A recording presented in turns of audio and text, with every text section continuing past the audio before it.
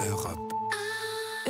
L'économie, Emmanuel Dutheil, vous avez feuilleté le magazine Challenge qui vient de sortir son traditionnel classement des grandes fortunes. Oui, je vous l'avais promis, une petite devinette. Qui sont, selon vous, les 3 premières fortunes de France? La première, c'est facile. Bernard Arnault. Voilà, mais derrière, il vous en reste 2 à trouver. Derrière, c'est plus compliqué. Allez, il est François, tourné. un petit coup de main, là.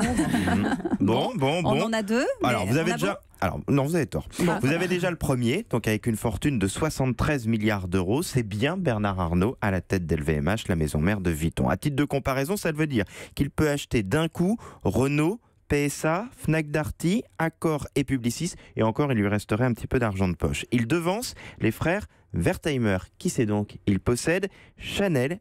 Troisième, la famille Dumas qui détient pour sa part Hermès. Bravo François. C'est donc le premier enseignement de ce classement. Le luxe ne s'est jamais aussi bien porté. Surtout que l'on trouve à la 6e place François Pinault qui détient pour sa part Gucci et Yves Saint Laurent. Deuxième anciennement, la famille Bettencourt que vous avez citée se retrouve au pied du podium. Ils n'étaient pas habitués à cette place d'honneur. Les plus riches, en tout cas, sont toujours plus riches. La fortune des 500 plus riches français a doublé depuis 2008 selon Challenge. Et comment est-ce qu'on explique, Emmanuel, cette bonne santé du luxe?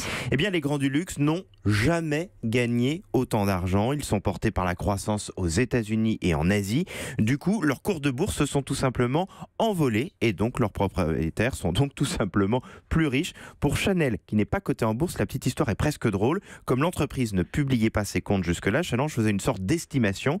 Mais la marque s'est livrée il y a quelques semaines à un rarissime exercice de transparence. Du coup, on s'est rendu compte que ça marchait encore mieux que tout ce qu'on pensait, d'où cette 2e place pour Chanel. Mais alors, le luxe, c'est vrai qu'on s'y attend, mais est-ce qu'il y a des surprises, des choses un peu plus inattendues? Oui, et c'est ça qui est drôle avec ce classement. Je suis certain que les familles qui sont dans ce classement adorent regarder où elles sont par rapport aux petits copains d'année en année. Devant, Exactement.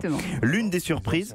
Oh bah quand même, c'est toujours drôle, non? Oui. Surtout quand on monte, c'est marrant de voir ceux qui sont restés derrière. Oui, c'est ça dépend dans quel sens on va. L'une des surprises, c'est le 10e par exemple. Il s'appelle François Perraudot. Vous avez déjà entendu parler de lui? Non. Il détient Parenco qui officie dans l'énergie. Ils sont totalement inconnus du grand public et pourtant 10e fortune française. Alors là, c'est moins drôle, mais on peut aussi noter les reculs de Patrick Drahi et Xavier Niel. Le premier est 12e, il perd 4 places.